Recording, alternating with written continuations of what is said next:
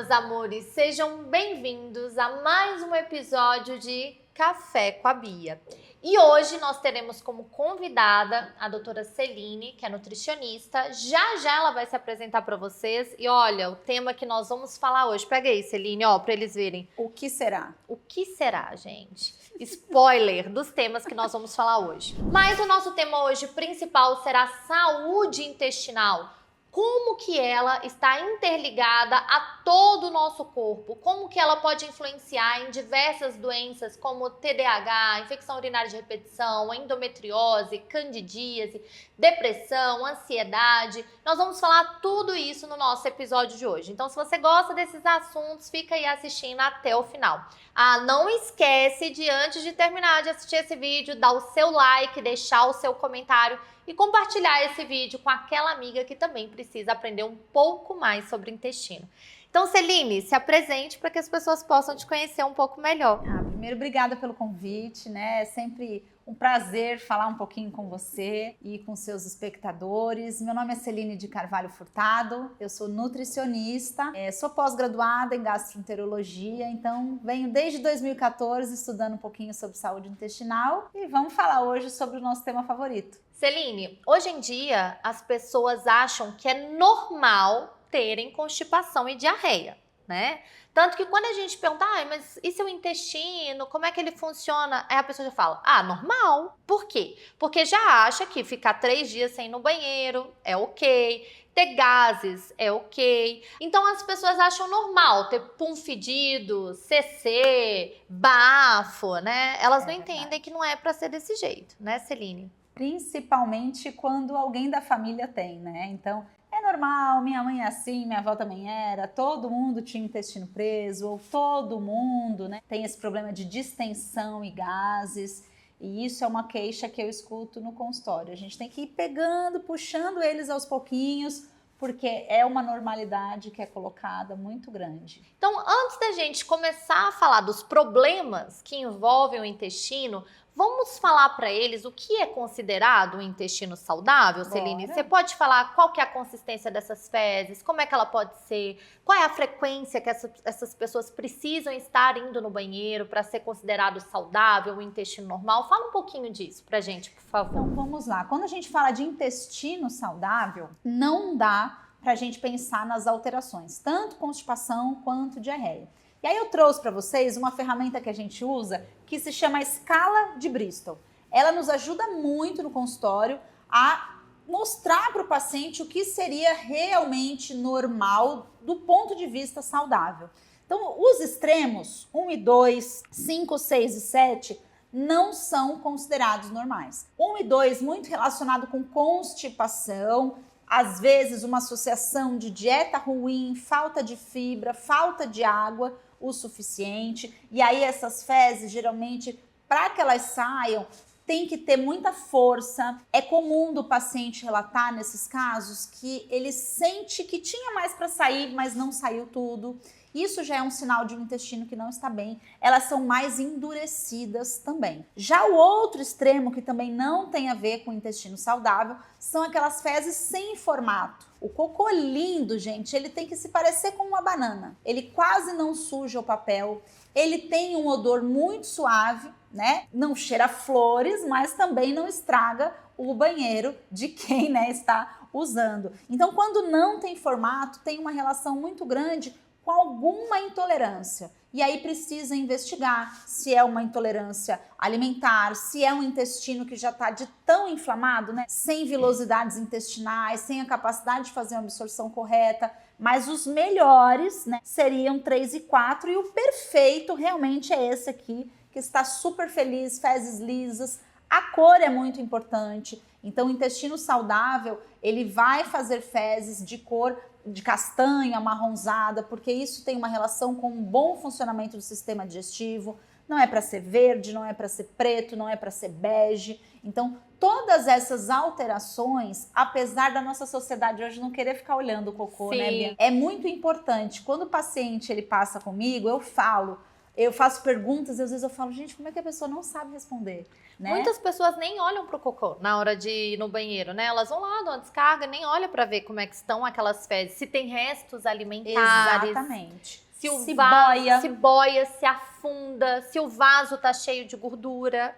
E esse cocô, ele tem que boiar ou tem que afundar? Então, o ideal é que ele afunde, né? Então, assim, a gente tem um cocô que tem que ir direto para o encanamento. Se ele boia, pode ser aí uma gordura mal digerida, pode ser um paciente que está abusando no carboidrato e aí ele fermenta muito, ou que ele está digerindo muito mal e essa fermentação acontece pela digestão ruim. Então, nem sempre fezes que boiam são um problema com gordura, né? Muitas vezes tem essa relação com gases e essa questão que você comentou, que eu acho que é muito importante de observar, né? Se sai pedacinho de alimento, se você mastigou bem, se seu estômago produz ácido suficiente, se seu intestino tem enzima digestiva, não é para ter resto alimentar nas fezes. Mas alguns alimentos podem sair no cocô, tipo milho? O milho, se ele não for mastigado, ele sai do jeito que ele entra. Algumas folhas acontece o mesmo. Geralmente, né, tudo que tem essa capinha, né, que a gente chama de fibra insolúvel, que nós não temos a capacidade de digerir, se a gente não quebra mastigando, fica difícil de não ver. Ótimo. Celine, e o mais comum que a gente ouve falar hoje, quando as pessoas têm queixas de intestino, é da constipação e também da distensão abdominal.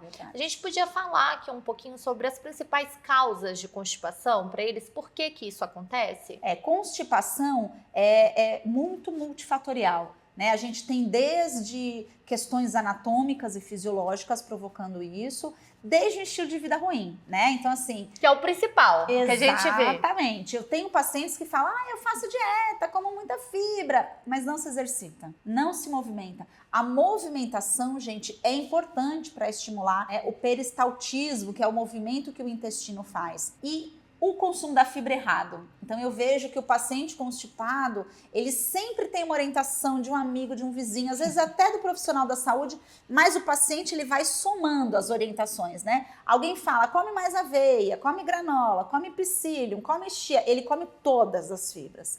E o excesso de fibra, se não acompanhada de um aumento da hidratação, tomar água, né, ou chás, enfim, mas se não vier acompanhado de uma hidratação correta, gente, essa fibra vai fazer um estrago. E é interessante, né? Porque eu acho que a maior parte da população tem problema com beber água.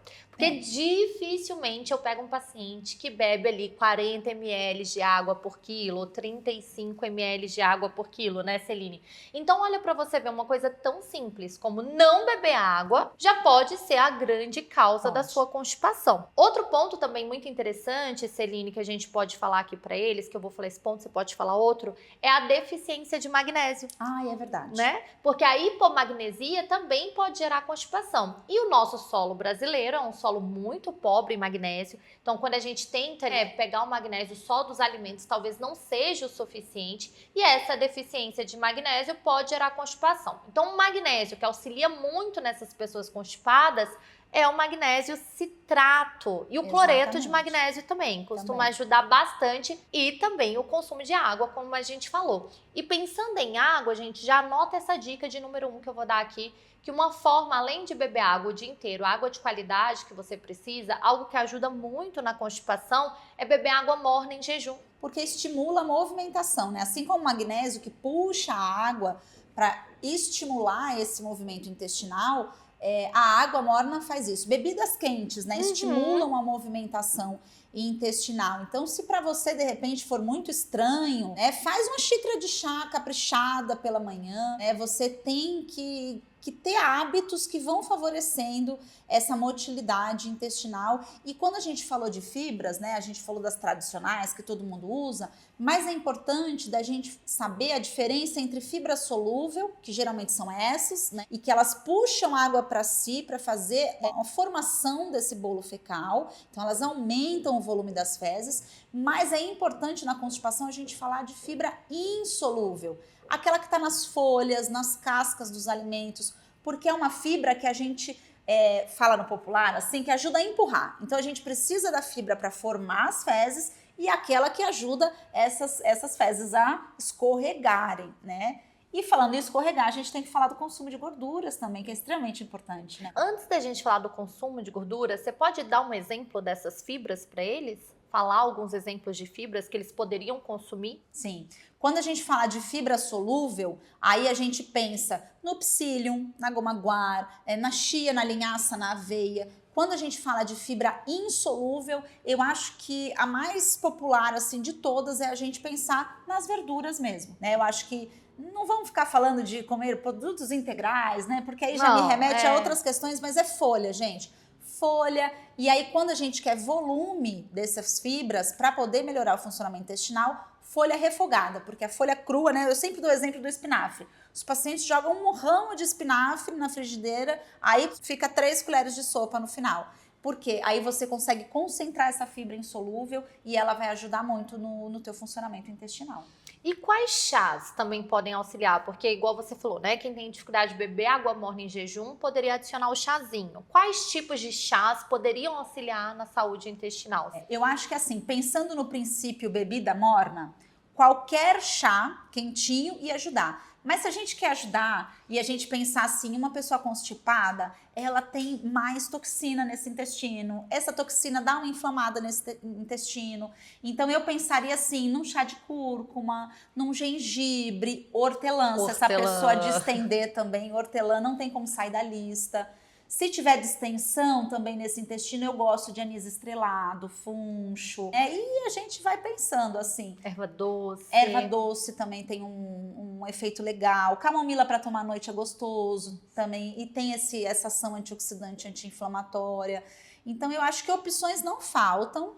E é rotina, gente. Chá é uma coisa que a gente precisa tomar todos os dias. Independente do nosso objetivo, igual a dieta, o suplemento, o chazinho, ele tem que estar ali. Então o chá, ele é muito rico também em nutrientes que a gente precisa, né, Celine? Como os antioxidantes, os anti-inflamatórios, que vão auxiliar na saúde em geral, além da saúde do intestino. Com certeza. E aí a gente estava falando das gorduras, porque as pessoas hoje têm um medo de gordura que eu nunca vi. Elas perderam o medo do açúcar, mas agora a gordura não dá, né? É verdade. E a gente não vê ninguém com medo do açúcar, do carboidrato em excesso, do McDonald's, mas da gordurinha Elas da têm carne, mesmo. ou da gordurinha ali do azeite, ou do óleo de coco, então nem se fala. Falou em óleo de coco, a pessoa já tá maluca ali, né? Fala um pouquinho das gorduras, Celine. Por que as gorduras são tão importantes para pacientes constipados? Quando a gente fala de gordura para constipação, eu preciso lembrar do papel dela na alimentação, né? Então a gordura ela dá uma emoliência. Então é isso que a gente quer. A gente quer a gordura presente naquele intestino para lubrificar esse epitélio intestinal. E um epitélio intestinal lubrificado, ele faz com que as fezes, né, elas escorregam com mais facilidade, né, gente? E a gente pode aliar isso a boas gorduras. A gente tem diversos tipos de gordura, realmente, como a Bianca falou, eu percebo esse medo hoje muito grande. E como uma boa nutricionista, o meu símbolo é o equilíbrio, né? Então eu acho que assim, lógico que a gente tem que dar uma preferência maior para as gorduras de origem vegetal. Eu ainda não estou convencida de que exista algo melhor do que o azeite de oliva, né? Mas para algumas situações eu gosto de óleo de coco, eu gosto do óleo de abacate. Ah, eu amo óleo de abacate. Eu gosto do de linhaça para algumas situações. Então eu acho que a gente precisa conhecer o paciente, né? Quem é ele, tirar um pouco esse medo, porque hoje as pessoas, você fala em óleo de coco, ela fala, eu vou morrer do coração porque é gordura saturada. Mas assim, quanto de outras gorduras saturadas você consome, né? E também, quando a gente fala assim, gordura vegetal, a gente não tá falando de óleo de soja, Pelo canola, amor de Deus. milho, pelo amor de Deus, Não é gente. isso. Eu falei do azeite de oliva, hein, gente? Exatamente. E o óleo de coco, gente, tem uma função bem legal para quem tem fungo. Exatamente. Né? Nesses casos específicos que eu acho que eu pensei nele.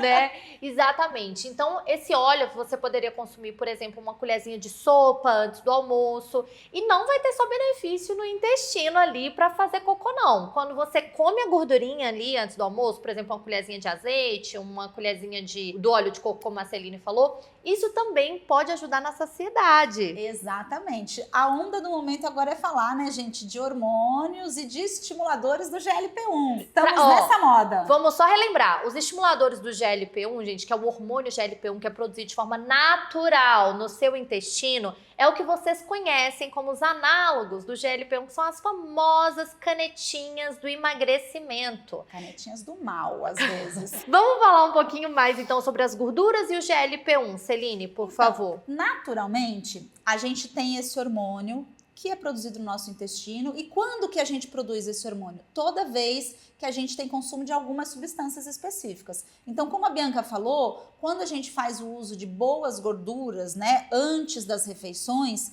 esse hormônio é estimulado. Quando a gente come fibra também antes das refeições, a gente também tem estímulo de GLP-1. Eu gosto, às vezes, de orientar para os meus pacientes um pequeno shotzinho antes do almoço. Eu peço para eles colocarem um chazinho de gengibre para ajudar na digestão. E aí eu peço para colocar uma colherinha de chá de óleo de coco e uma colherinha de café de psyllium. Nossa, mistura, que maravilha. Toma uns 15, 20 minutinhos antes da refeição. Vai controlar a saciedade, consumo de carboidratos, modular GLP-1, ajudar a emagrecer, ajudar na formação dessas fezes e na eliminação das fezes também. Ótimo. E alguns alimentos também podem contribuir. Por exemplo, o kiwi. Né, Com Celine? certeza. O kiwi, gente, ele é muito rico em uma enzima que chama actinidase, que é uma enzima muito importante para pessoas constipadas. Porque quando a gente fala em constipação, pelo menos os meus pacientes, eles falam, mas eu como mamão todos os dias. Não aguento mais mamão e ameixa. Não aguento mais mamão. E eu vejo que poucas pessoas conhecem essa funcionalidade do kiwi, que é uma fruta que eu amo, é uma das minhas prediletas, e que também podem auxiliar na constipação. Também. Quando a gente fala de saúde intestinal, eu sempre falo para os meus alunos, para os meus pacientes, que assim, às vezes eu fico um pouco até irritada, assim, quando falo, constipação, mamão. Vamos fazer uma vitamina de mamão com ameixa. Mas para todo mundo, gente, mamão com ameixa. A gente tem kiwi, a gente pode comer maçã cozida com canela, sabe? Tem várias questões. Então, assim, se você pensou em ter uma boa saúde intestinal, pense na palavrinha variedade, sempre. Saúde intestinal tem a ver com variedade. Então, hoje é alface, amanhã é rúcula, depois é espinafre, depois muda para alface roxa. Faz isso com as frutas, com os carboidratos, né, Bianca? Com a carne.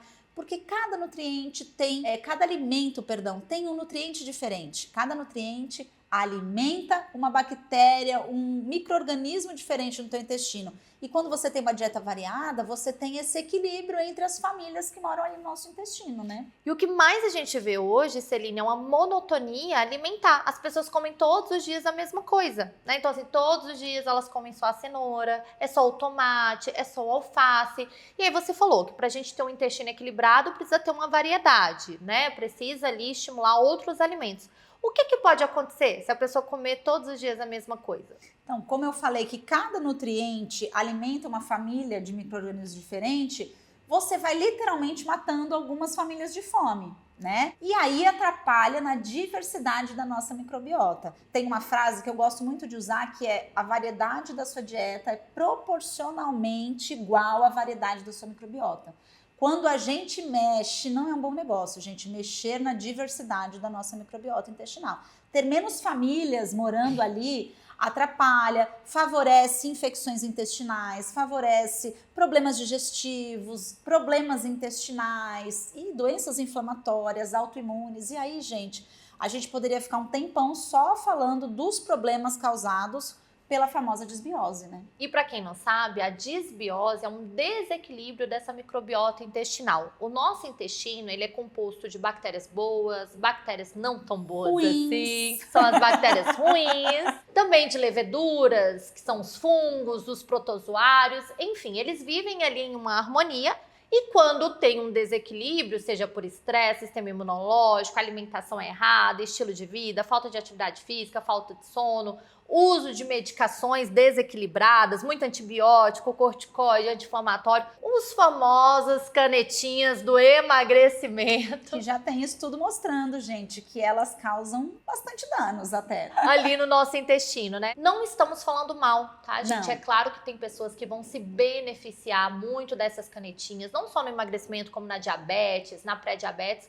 No entanto, o que não dá é o uso discriminado. Eu acho que esse é o grande problema, né? Esse tipo de fármaco não deveria ser vendido sem a receita, a prescrição médica. do médico. Eu nem vou falar, eu como nutricionista nem me sinto habilitada para isso, né? Para mexer com hormônios.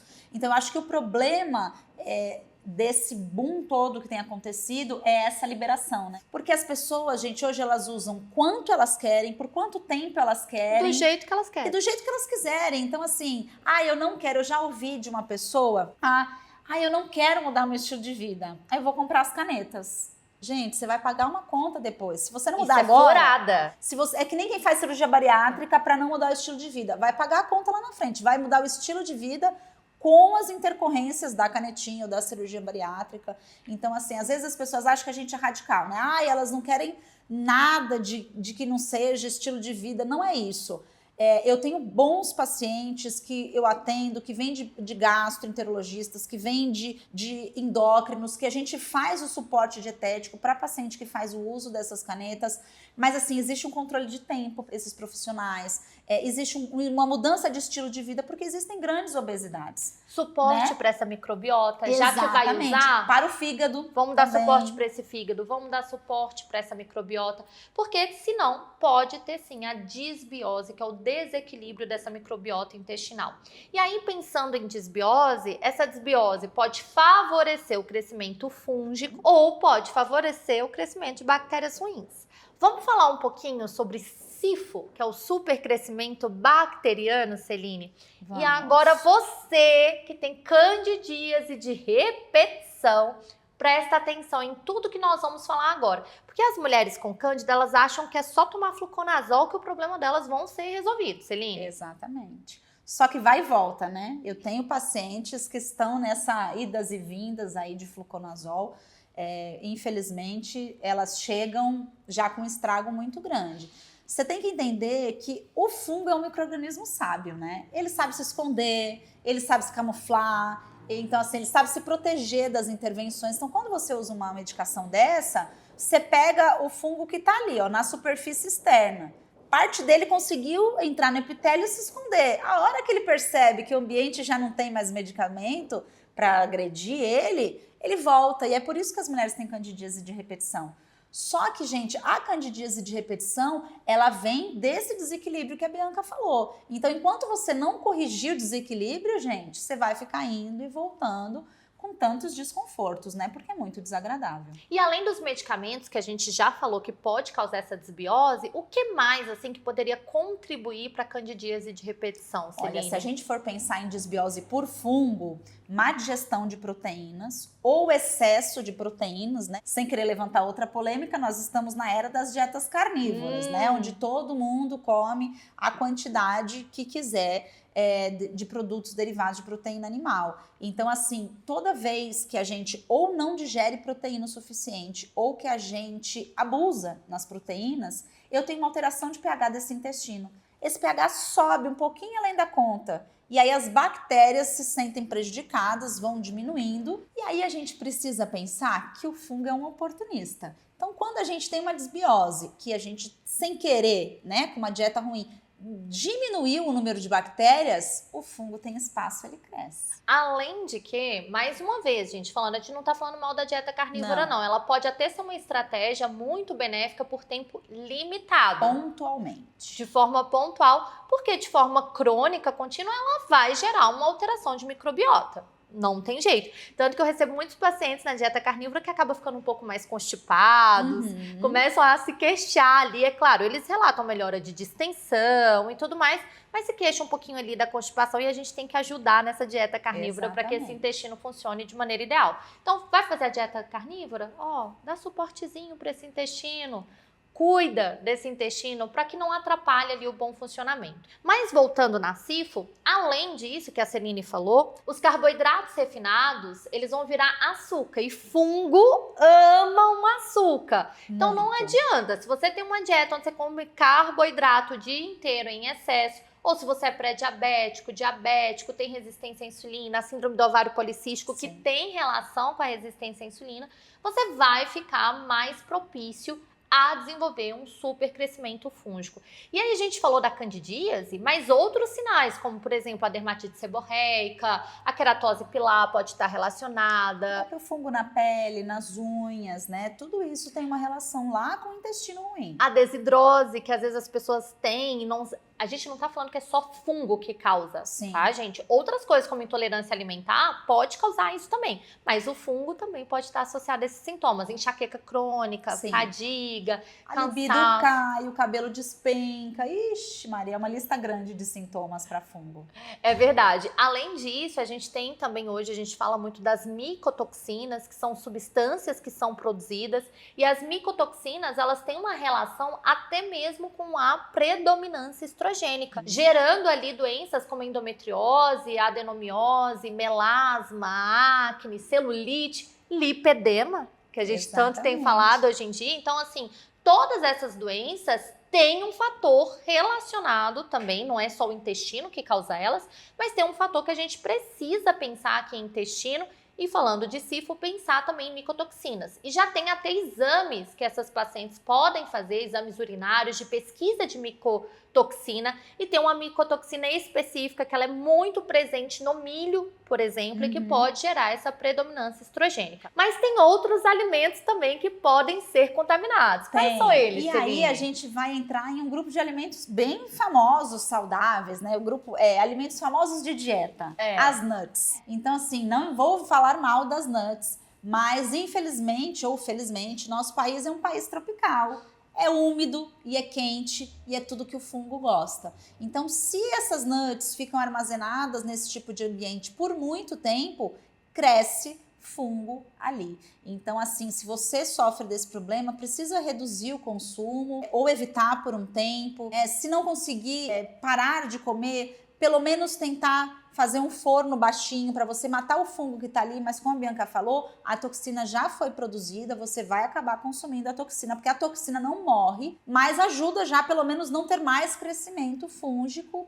E o clássico das donas de casa, né, Bianca? Aquele alimento mofadinho que você só tira a beiradinha do mofo e come o restante. Ali tem tanto mofo, né, gente? Tanto fungo, ali é demais. E frutas? Algumas frutas podem influenciar a síndrome fúngica? Podem, algumas diretamente, como a maçã, né? Então, assim, a maçã, ela tem um substrato que o fungo gosta muito.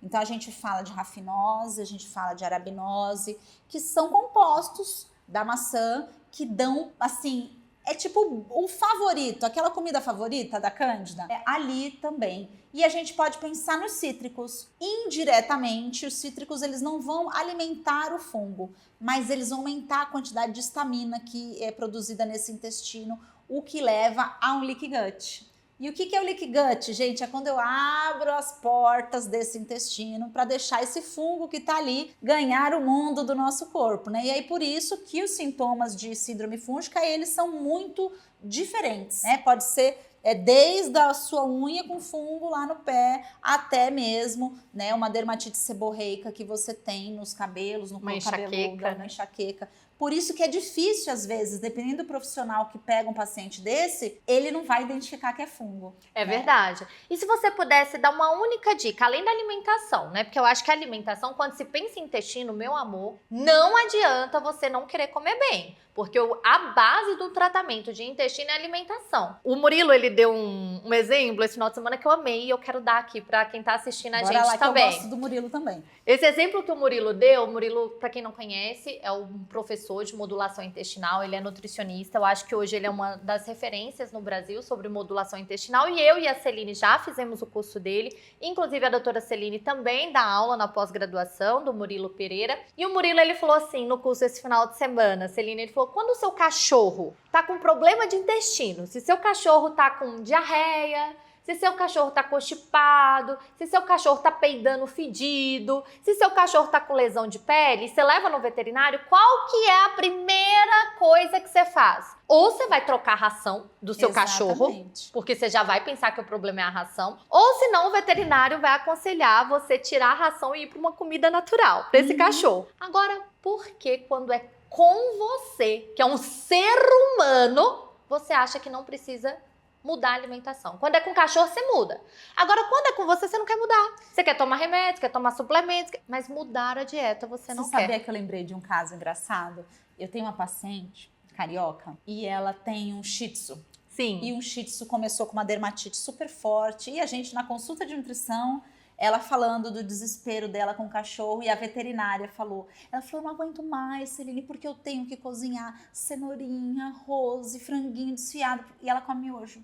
Aí eu falei, você tá de brincadeira comigo? Eu falei, você cozinha pro seu cachorro? Aí ela falou, mas na minha vez eu tô cansada. Eu falei, então pode parar. Você daria miojo pro seu cachorro? Ela falou, você tá louca? Eu falei, então. É interessante as pessoas isso, não param, né? Pra fazer essa associação. Gente, não estou querendo que vocês não cuidem dos pets, gente, mas vocês em primeiro lugar também, Exatamente, né? Então, assim, Celine, além da alimentação, que a gente já sabe que é essencial, igual a gente falou aqui, o ideal é ter uma dieta diversificada, bastante legume, vegetal, as proteínas, que são muito importantes também, gorduras boas, evitar os carboidratos refinados. Isso não só aqui no fungo, tá, gente? Para a saúde intestinal é bom evitar carboidratos refinados, aditivos, industrializados, optar por comer o que vem da natureza, né, Celine? E se der, quando a gente fala de modulação intestinal, orgânico, né? Sim. Porque tem um papel aí muito disruptivo de microbiota, de inflamação intestinal, dos pesticidas também. É verdade.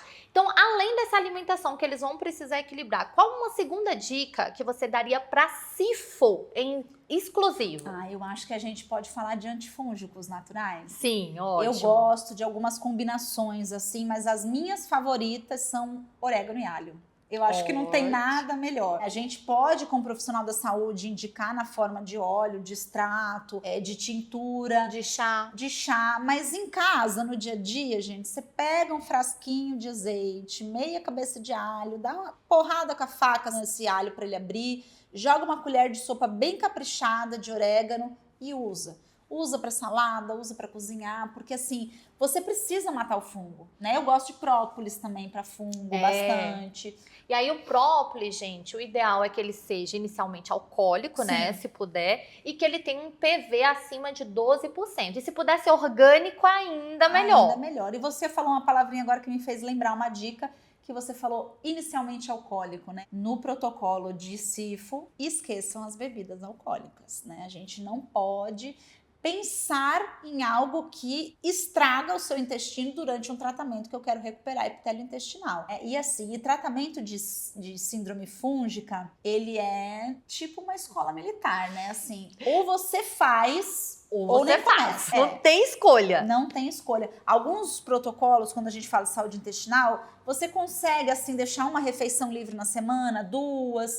para paciente poder ter uma vida social, assim, mais normal. Mas fungo, gente, os primeiros 90 dias ou faz, porque senão, como eu falei para vocês, a cândida ela vai se escondendo dos tratamentos. Então, se a gente vacilar uma vez ou outra no meio do caminho, você vai dar oportunidade para ela crescer de novo. É um protocolo que não permite exceção. E é claro que a gente está falando de uma forma muito resumida sobre a SIFO, mas tem aula de síndrome fúngica no nosso curso Descomplique o Intestino, que já em breve vocês terão acesso a ele. Mas Celine, já que a gente falou aqui de síndrome fúngica, vamos falar também um pouco da SIBO, que é o supercrescimento bacteriano intestino delgado, porque além da candidíase, as mulheres também se queixam muito de infecção urinária de repetição. Você pode falar um pouquinho o que é a SIBO, como é que ela acontece, que também a gente sabe que tem vários fatores que causam SIFO, que também causa SIBO, então dê prioridade para falar dos mais diferentes, assim. Antes mesmo da gente falar de SIBO, é importante que a gente coloque que as situações elas se coexistem, porque às vezes é comum do paciente se classificar em um único problema, né? Mas o crescimento fúngico, ele também provoca os sintomas que são super comuns da SIBO, que o mais famoso dele é a distensão abdominal, né? Aquele paciente que se sente pesado, distendido. Eu tenho paciente que às vezes precisa levar outra calça para o trabalho, porque no final do dia tem tanta distensão que precisa trocar de roupa. Eu tenho mulheres que são confundidas com gestantes, né? Que fica com aquela barriguinha de grávida. Exatamente. Então, assim, você perguntou, né, o que é a SIBO. A SIBO. A SIBO é uma sigla para supercrescimento bacteriano em região de intestino delgado. Então, aqui no intestino, nós temos, né, esse rosinho mais claro, é como se fosse o intestino delgado, que é a maior quantidade de metragem, assim. Aqui a gente tem bactéria, mas não tem uma grande quantidade de bactéria. A grande quantidade de bactéria está aqui no intestino grosso, que é para estar aqui mesmo.